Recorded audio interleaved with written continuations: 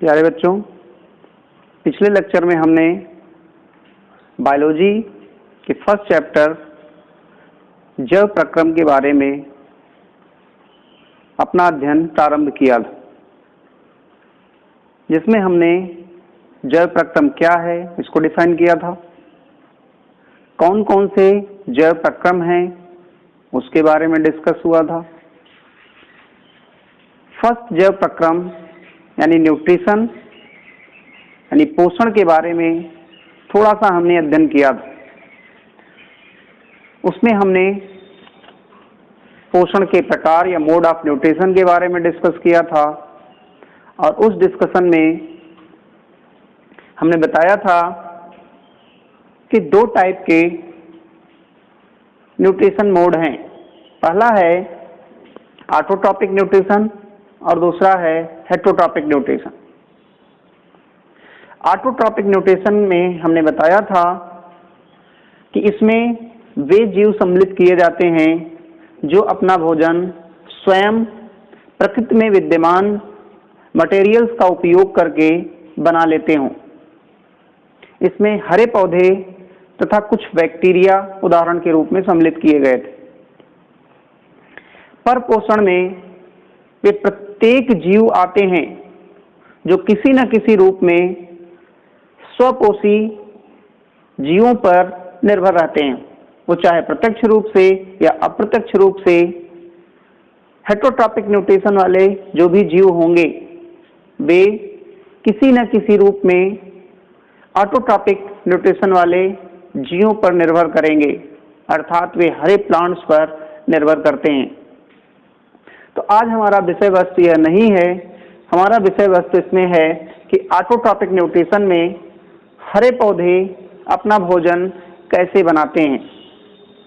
निश्चित तौर पे हम देख रहे हैं कि जितने भी जीव हैं, चाहे वो शाकाहारी हों, चाहे वो मांसाहारी हों, चाहे वो सर्वाहारी हों या फिर एक्सकेवेंजर्स हों, मृतोपजीवी हों, परभक्षी हों, ये सारे के सारे किस पर निर्भर करते हैं? पौधों पर निर्भर करते हैं। अल्टीमेटली वे अपना भोजन पौधों से ही प्राप्त करते हैं। अब प्रश्न उठता है कि पौधे अपना भोजन कैसे प्राप्त करते हैं? अन्य सभी जीवों का पोषण तो पौधों के द्वारा हो रहा है, किंतु पौधों का पोषण कैसे होता है, किस प्रक्रिया के द्वारा होता है? तो निश्चित तौर पे अगर ये स्वपोषी हैं तो ये अपना भोजन स्वयं बना रहे होंगे। तो वह कौन सी प्रक्रिया है जिसके द्वारा यह अपना भोजन बना रहे हैं? आज के अध्ययन की विषय वस्तु हमारी यही है। तो आइए हम देखें कि पौधे अपना भोजन कैसे बनाते हैं। तो यहाँ पे पौधे हम पिछली कक्षाओं में भी पढ़ चुके होंगे कि पौधे जिस प्रक्रिया से अपना भोजन बनाते हैं उसको फोटोसिंथेसिस नाम दिया जाता है, प्रकाश संश्लेषण नाम दिया जाता है।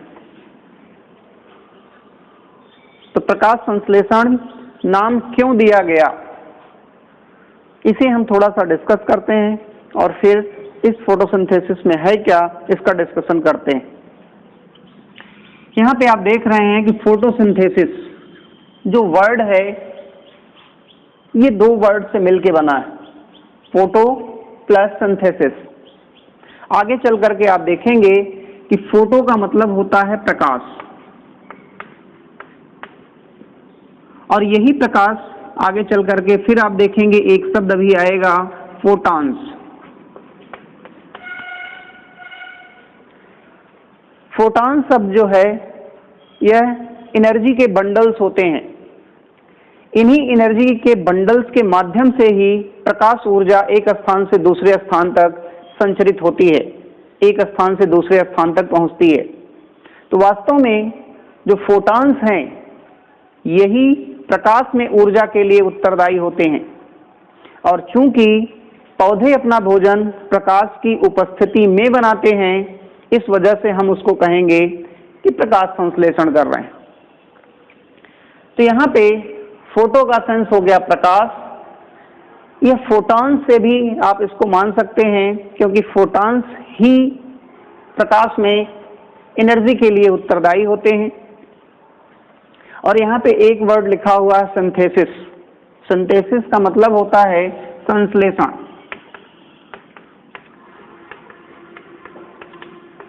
संश्लेषण,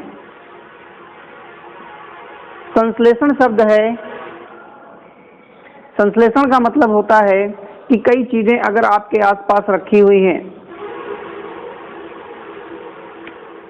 और उनको मिला करके एक आप कोई नई चीज प्रोड्यूस कर दें, तो इस प्रक्रिया को ही संश्लेषण कहेंगे। तो यहाँ पे भी ऐसा ही कुछ होगा, अभी हम लोग डिस्कस करेंगे कि कैसे फोटोसिंथेसिस की प्रक्रिया होगी। तो यहाँ पे आप देख रहे हैं कि प्रकाश, फोटो का मतलब हो गया प्रकाश, सिंथेसिस का मतलब हो गया संश्लेषण। इसलिए इसे हिंदी में जो नाम दिया जाता है वह नाम दिया जाता है प्रकाश संश्लेषण।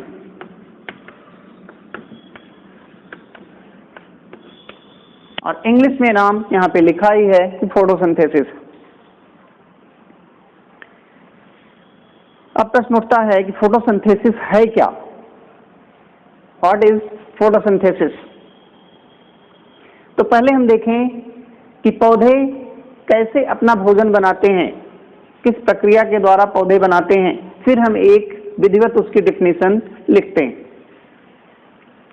तो लोअर क्लासेस में भी हम जानते हैं कि पौधे अपना भोजन बनाते समय कार्बन डाइऑक्साइड का अवशोषण करते हैं, जल लेते हैं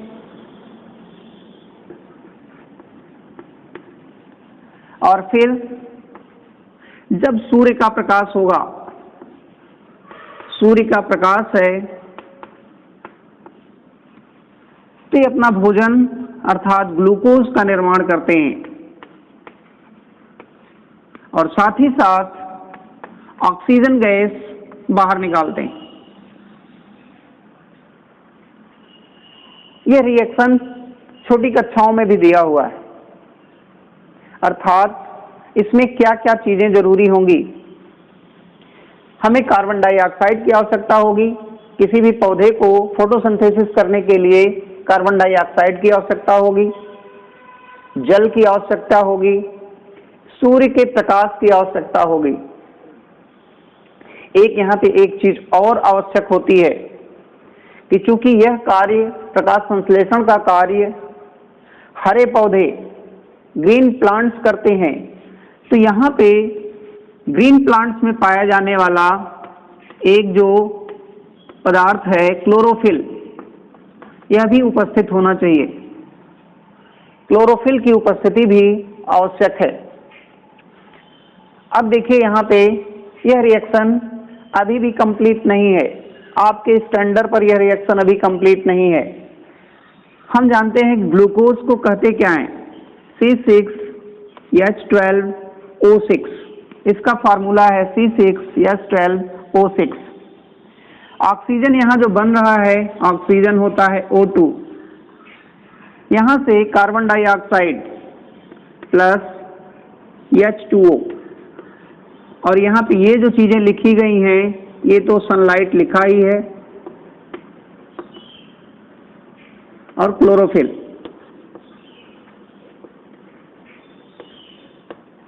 लेकिन अभी ये बैलेंस इक्वेशन नहीं है। आप केमिस्ट्री के फर्स्ट चैप्टर में पढ़ चुके हैं बैलेंस केमिकल इक्वेशन। क्या यह केमिकल इक्वेशन बैलेंस है? तो निश्चित तौर पे नहीं है। तो हम इसको अगर बैलेंस करें तो बैलेंस करने के लिए यहाँ पे हमें 6 लिखना होगा, तब जाके 6 कार्बन आएंगे। हाइड्रोजन हमको 12 चाहिए, तो निश्चित तौर पे यहाँ पे हम 6 करें, तो 6 × 2 दैट विल बी 12 मिल जाएगा। अब यहाँ से देखिए 6 कार्बन डाइऑक्साइड में ऑक्सीजन है, 6 × 2 = 12, यानी 12 ऑक्सीजन एटम यहाँ से और 6 एटम यहाँ से, तो 6 एटम ऑक्सीजन के तो यहाँ इन्वॉल्व हो गए, किंतु यहाँ पे जो 12 एटम मिल रहे हैं ये बाहर निकलेंगे, तो यही 6 ऑक्सीजन हो जाएगा। अब आपकी यह बैलेंस इक्वेशन है फोटोसिंथेसिस की। ये जो रिएक्शन आया यह आपका फोटोसिंथेसिस का बैलेंस्ड केमिकल इक्वेशन है। अब जरा सा देखें इसमें हो क्या रहा है। यहाँ पे हमें क्लोरोफिल की आवश्यकता है। क्लोरोफिल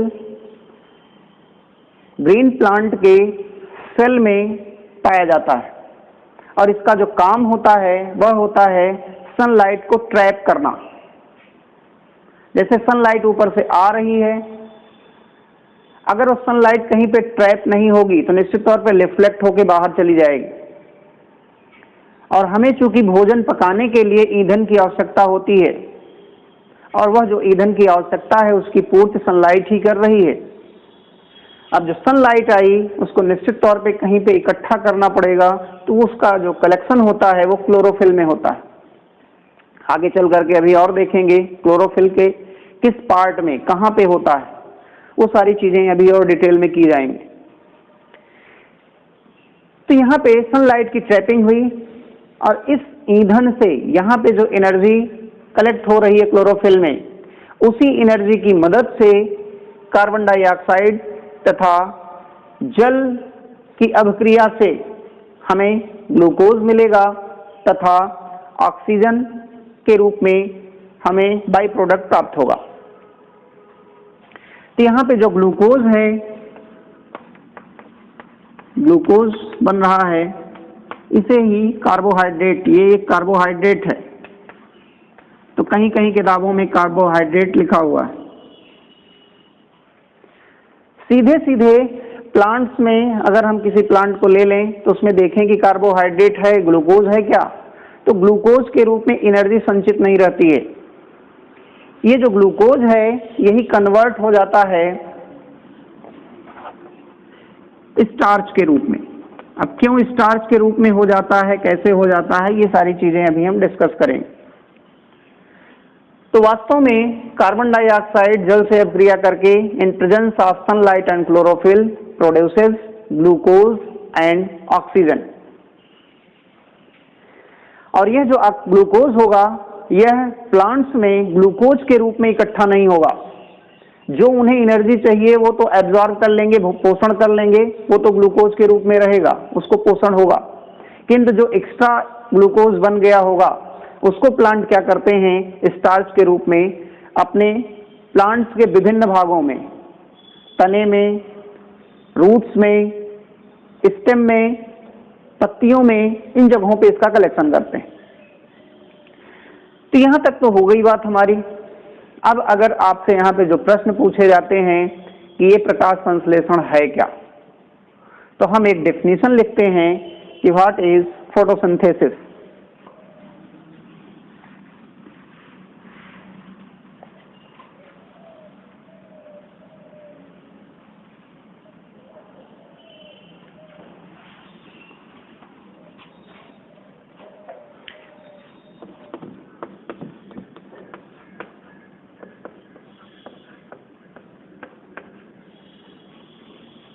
तो आप यहाँ पे देख रहे हैं कि फोटोसिंथेसिस है क्या।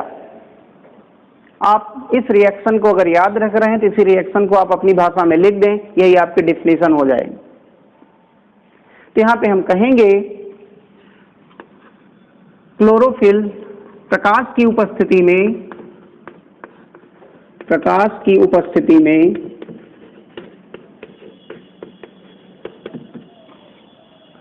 हरे पौधे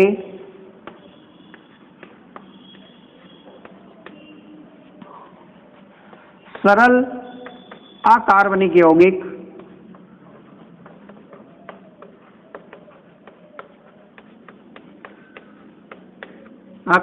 यौगिकों कार्बन डाइऑक्साइड तथा जल के संयोग से कार्बोहाइड्रेट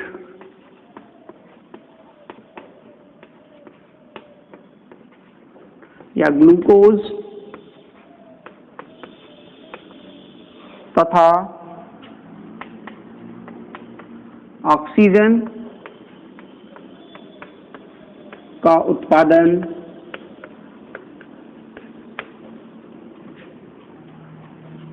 करते हैं।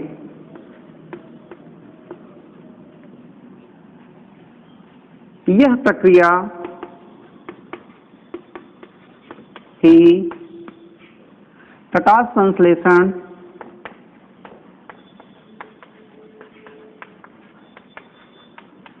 या फोटोसिंथेसिस कहलाती है।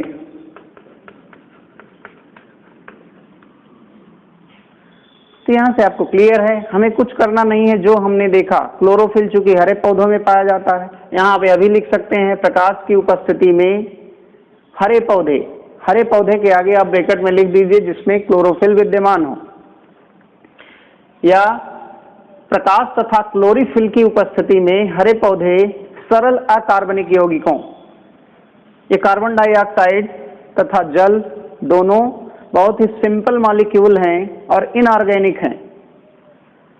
तो अकार्बनिक यौगिकों के संयोग से कार्बोहाइड्रेट एक जटिल मॉलिक्यूल है, कार्बोहाइड्रेट का निर्माण करता है, साथ ही साथ ऑक्सीजन उत्पादित करता है। तो यह जो प्रक्रिया है, यही प्रक्रिया क्या कहलाती है? फोटोसिंथेसिस या प्रकाश संश्लेषण कहलाती है। इसका रिएक्शन, इस डेफिनेशन को लिखने के बाद आप इस रिएक्शन को लिख लेंगे। आपका यह जो प्रश्न है कि प्रकाश संश्लेषण क्या है, यह आपका क्वेश्चन पूरा होगा। अर्थात फोटोसिंथेसिस है क्या? What is photosynthesis? Photosynthesis is the process by which green plants prepare their own foods by utilizing carbon dioxide and water in presence of sunlight and chlorophyll। आप इस डिफिनीशन को लिखें और साथ ही साथ इस रिएक्शन को लिख दें, आपका यह क्वेश्चन कंप्लीट हो जाएगा। अब इसमें कुछ और प्रश्न पूछे जाते हैं, उसे हम डिस्कस कर लेते हैं। जैसे यह पूछा जाता है कि इस फोटोसिंथेसिस में मुख्य उत्पाद क्या है? मेन प्रोडक्ट इसका क्या है? मुख्य उत्पाद।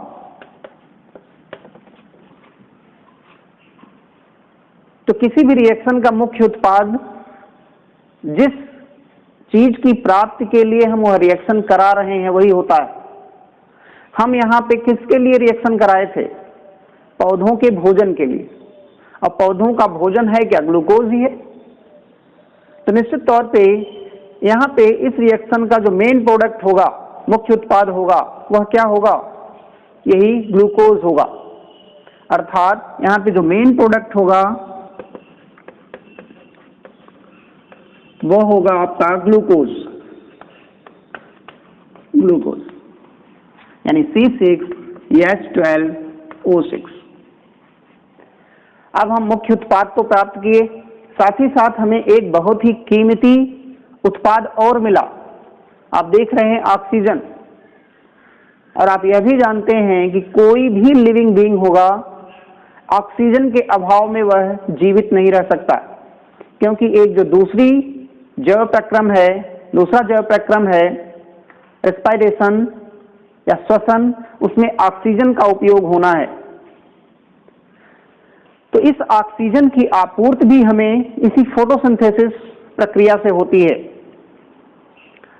लेकिन चूंकि हमारा मुख्य उत्पाद ग्लूकोज है, तो यह जो उत्पाद होगा यह हमारा होगा बाई प्रोडक्ट या उप उत्पाद।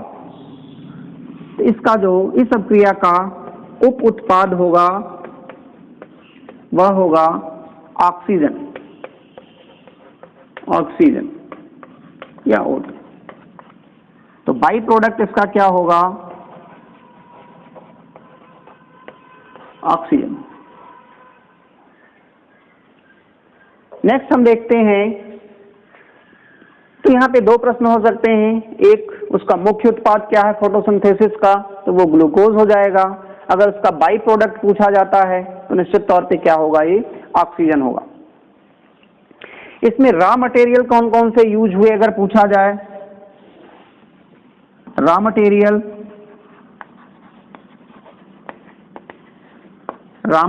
यानी कच्चा माल। तो यहाँ पे देख रहे हैं हमारा पहला रॉ मटेरियल है कार्बन डाइऑक्साइड और दूसरा रॉ मटेरियल है जल। ये तो हमारे रॉ मटेरियल हो गए। साथ ही साथ हमें क्या चाहिए, सनलाइट भी चाहिए और क्लोरोफिल भी चाहिए। तो कहीं कहीं पे सनलाइट और क्लोरोफिल को भी रॉ मटेरियल के रूप में यूज किया गया है, लेकिन आप जानते हैं कि यह प्रक्रिया में उत्पाद जो मिल रहा है, तो रॉ मटेरियल सामान्यतः हम केवल इन्हीं दोनों को लेते हैं। किंतु अगर कहीं ऐसा विकल्प में दे दिया जाए कि इसको भी लिया हो, इसको भी दिया हो, और लास्ट में लिख दिया जाए, चारों देने के बाद नीचे ऑप्शन दिया उपर्युक्त सभी, तो आप कंफ्यूज मत कीजिएगा, उसमें इसको और इसको भी रॉ मटेरियल के रूप में आप यूज कर सकते हैं। लेकिन वास्तव में जो रॉ मटेरियल है वो आपका कार्बन डाइऑक्साइड तथा H2O है। सनलाइट और क्लोरोफिल इसमें एसेसरीज हैं, आवश्यकताएं तो हैं, क्योंकि बिना इनके यह रिएक्शन कंप्लीट नहीं होगी। तो रॉ मटेरियल, वास्तविक रॉ मटेरियल इसमें जो है आपका कार्बन डाइऑक्साइड तथा जल ही है, लेकिन एक संकीर्ण दृष्टिकोण में हम क्लोरोफिल तथा सनलाइट को भी रॉ मटेरियल ले सकते हैं। तो यहाँ पे हम इसको लिख सकते हैं, तीसरा क्या होगा आपका सनलाइट और चौथा क्या होगा क्लोरोफिल। तो इस ढंग से यहाँ से ये डेफिनेशन पूछी जा सकती है, मेन प्रोडक्ट पूछा जा सकता है, उप उत्पाद पूछा जा सकता है, बाई प्रोडक्ट क्या है, रॉ मटेरियल्स इसमें कौन कौन से यूज होते हैं। तो यहाँ तक हमारा फोटोसिंथेसिस की जो प्रक्रिया थी, जो डेफिनेशन के पॉइंट ऑफ व्यू से थी, वह हम अपने क्लियर किया। इसका आप एक स्क्रीनशॉट ले लीजिए, इससे आप अपना नोट्स बना सकते हैं। नेक्स्ट हम देखते हैं कि फोटोसिंथेसिस प्रक्रिया से जुड़े हुए कुछ अन्य तथ्यों को देखते हैं। अभी तक हमने देखा उसका उत्पाद क्या है, उप उत्पाद क्या है, उसके रॉ मटेरियल्स क्या क्या हैं। यहाँ पे कुछ फैक्ट्स हैं, इन फैक्ट्स का डिस्कशन जरूरी है। तो ये फैक्ट्स कौन से हैं, आइए हम देखें। प्रकाश संश्लेषण की जो प्रक्रिया है, इसे नाम दिया जाता है कार्बन एसिमिलेशन, कार्बन स्वांगीकरण। तो प्रकाश संश्लेषण की प्रक्रिया को कार्बन स्वांगीकरण क्यों कहा जाता है? कार्बन स्वांगीकरण या कार्बन एसिमिलेशन इसलिए कहा जाता है क्योंकि अभी हमने देखा था reaction 6CO2 + 6H2O in presence of sunlight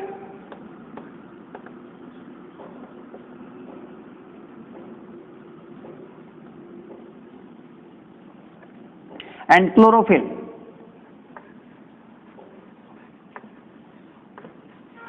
We get C6H12O6 + 6O2।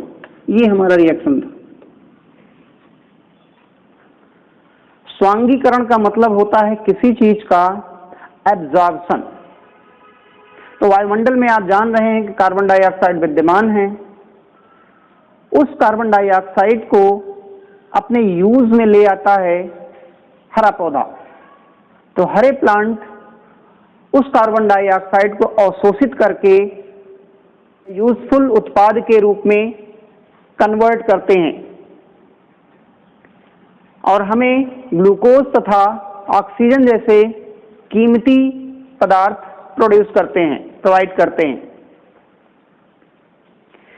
इस प्रक्रिया में आप देख रहे हैं कार्बन डाइऑक्साइड का एब्जॉर्प्शन हो रहा है, कार्बन डाइऑक्साइड अवशोषित हो जा रही है।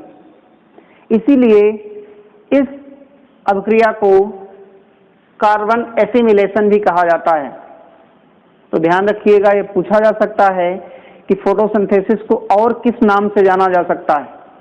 ऑब्जेक्टिव क्वेश्चन में आ सकता है क्वेश्चन, या ऐसा भी आ सकता है कि फोटोसिंथेसिस को कार्बन एसिमिलेशन रिएक्शन क्यों कहते हैं। तो उसका मेन कारण है क्योंकि इस अभिक्रिया में कार्बन डाइऑक्साइड का अवशोषण हरे पौधे करते हैं, इसलिए यह क्या होगा, कार्बन एसिमिलेशन रिएक्शन कहलाएगी। एक छोटा सा आंसर आप इसको दे सकते हैं। नेक्स्ट फैक्ट इसमें है कि प्रकाश संश्लेषण में होता क्या है। आप देखिए, इस कार्बन डाइऑक्साइड में एनर्जी विद्यमान नहीं है, जल में एनर्जी विद्यमान नहीं है, लेकिन ग्लूकोज के अंदर बहुत ज्यादा एनर्जी विद्यमान है। आप थके हारे रहें और जल पी लें तो निश्चित तौर पे एनर्जी नहीं मिलेगी,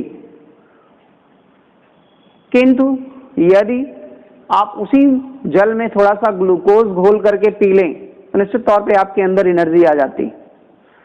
तो निश्चित तौर पे इन रॉ मटेरियल्स या इन प्रोडक्ट्स में जो एनर्जी है वो किसके माध्यम से मिल रही है हमको? ग्लूकोज के माध्यम से मिलती।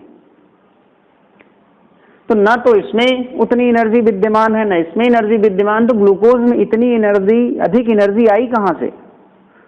तो निश्चित तौर पे हम जान रहे हैं कि यहाँ पे अन्य एक ऐसा और मटेरियल विद्यमान है, सूर्य का प्रकाश, जिसमें एनर्जी होती है।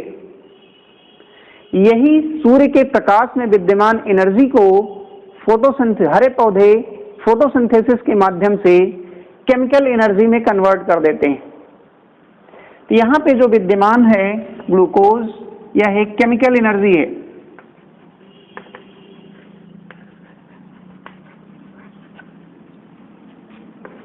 सोर्स ऑफ केमिकल एनर्जी है। और इस केमिकल एनर्जी का प्रोडक्शन हो कहाँ से रहा है? वास्तव में इस सनलाइट की एनर्जी से। और सनलाइट की जो एनर्जी होगी इसे कहा जाता है रेडिएंट एनर्जी।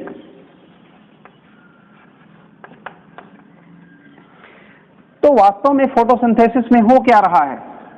ये जो रेडिएंट एनर्जी है यही किसमें कन्वर्ट हो रही है? केमिकल एनर्जी में। तो अगर आपसे यह पूछा जाए कि फोटोसिंथेसिस में होता क्या है, तो एक सरलतम भाषा में आप कह सकते हैं जो प्रकाश में विद्यमान ऊर्जा है वही रासायनिक ऊर्जा में कन्वर्ट होती। तो यहाँ पे जो ट्रांसफर ऑफ एनर्जी हो रहा है वह क्या हो रहा है? रेडिएंट एनर्जी या विकिरण ऊर्जा का ट्रांसफर हो रहा है किसमें? केमिकल एनर्जी या रासायनिक ऊर्जा में। तो इसे हम लिख सकते हैं विकिरण ऊर्जा, और इसका ट्रांसफर किसमें हो रहा है? रासायनिक ऊर्जा। तो फोटोसिंथेसिस करता क्या है? रेडिएंट एनर्जी या विकिरण ऊर्जा को किसमें कन्वर्ट करता है? रासायनिक ऊर्जा में कन्वर्ट करता है। तीसरा फैक्ट इसमें है कि ऑक्सीजन की प्राप्ति कहाँ से होती? हम यहाँ पे देख रहे हैं हमारे पास एक रिएक्शन है। इस रिएक्शन में कार्बन डाइऑक्साइड में भी ऑक्सीजन है और यहाँ पे जल में भी ऑक्सीजन है। तो यहाँ पे कार्बन डाइऑक्साइड में विद्यमान ऑक्सीजन और जल में विद्यमान ऑक्सीजन दोनों है। अब प्रश्न उठता है कि यह जो ऑक्सीजन प्राप्त हो रहा है वो कार्बन डाइऑक्साइड वाला ऑक्सीजन है या जल वाला ऑक्सीजन है? ये प्रश्न उठ सकता है आपके भी दिमाग में कि अगर ऑक्सीजन यहाँ पे भी विद्यमान है, ऑक्सीजन यहाँ पे भी विद्यमान है, तो यह ऑक्सीजन आया कहाँ से? तो ध्यान रखिएगा, इस ऑक्सीजन की जो प्राप्ति होती है वह जल के अपघटन से होती है। जल के टूटने से उस ऑक्सीजन की प्राप्ति होती है। आगे जब फोटोसिंथेसिस के आप चरण देखेंगे तो ग्लूकोज के निर्माण की प्रक्रिया के पूर्व ही, अर्थात कार्बन के एसिमिलेशन से पहले ही ऑक्सीजन निकल जाता है बाहर। फोटोसिंथेसिस के स्टेप्स में आप देखेंगे कि सबसे पहले जल का अपघटन होता है। जल के अपघटन में के उपरांत ऑक्सीजन बाहर निकल जाती है। तो निश्चित तौर पे अगर इसी का अपघटन हुआ है और ऑक्सीजन बाहर निकल गया, इसका मतलब इसकी प्राप्ति कहाँ से हुई होगी? इसी जल के अपघटन से हुई होती है, ना कि कार्बन डाइऑक्साइड। जल का अपघटन हो जाएगा, ऑक्सीजन बाहर निकल जाएगी, तब जाकर के कार्बन डाइऑक्साइड का अवशोषण होगा। तो निश्चित तौर पे इस प्रक्रिया में ये काफी इंपॉर्टेंट प्रश्न है, कंपटीशन वगैरह में भी खूब पूछा जाता है कि ऑक्सीजन की प्राप्ति फोटोसिंथेसिस से मिलने वाला जो ऑक्सीजन है वो किससे आता है? कार्बन डाइऑक्साइड से आता है या फिर जल से आता है? तो निश्चित तौर पे यह किससे प्राप्त होगा? जल के अपघटन से प्राप्त होता है, जल के अपघटन से, बाई रिडक्शन ऑफ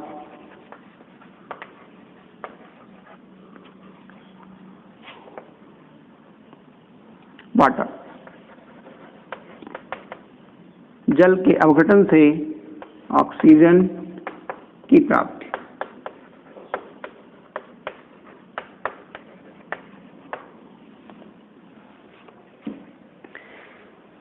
ये तीसरा फैक्ट था कि ऑक्सीजन की प्राप्ति कहां से, तो निश्चित तौर पे ध्यान रखिएगा कि कहां से प्राप्त होगा, हमको जल के अवघटन से प्राप्त होगा।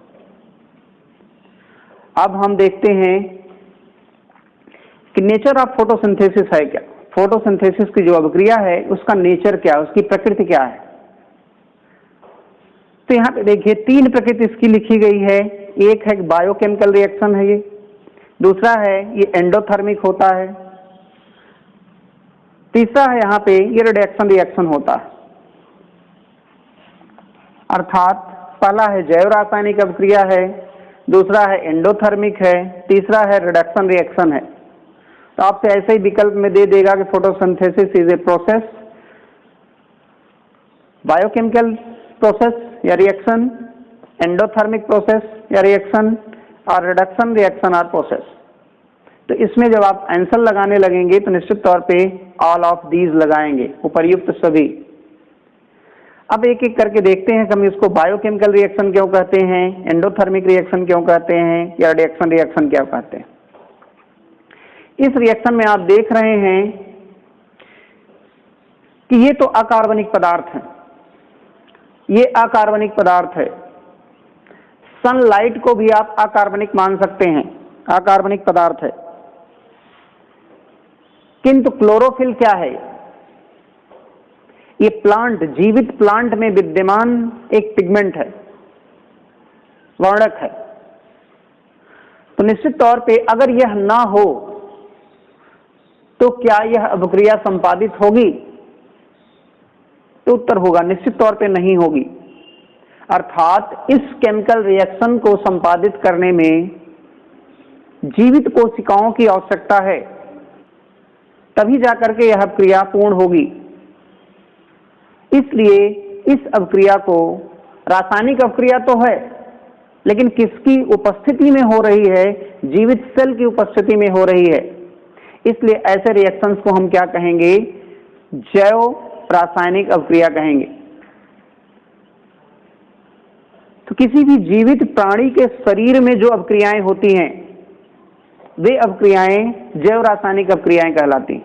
तो यह भी चूंकि हरा पौधा या जीवित पौधा है उसके अंदर यह अभिक्रिया हो रही है, इसलिए इस अभिक्रिया को हम क्या कहते हैं, जैव रासायनिक अभिक्रिया या बायोकेमिकल रिएक्शन कहते हैं। नेक्स्ट हमारा है ये एंडोथर्मिक है। पहले चैप्टर में जब रिएक्शंस के प्रकार बताए गए थे तो उसमें बताया गया था केमिस्ट्री में कि रिएक्शंस एंडोथर्मिक या एक्सोथर्मिक हो सकते हैं। एंडोथर्मिक रिएक्शंस वे होते थे जो वातावरण की ऊष्मा को अवशोषित करके प्रोडक्ट का निर्माण करते थे। तो यहाँ पे भी तो वही हो रहा है, वातावरण में विद्यमान सनलाइट को अवशोषित करके प्रोडक्ट ग्लूकोज का निर्माण हो रहा है।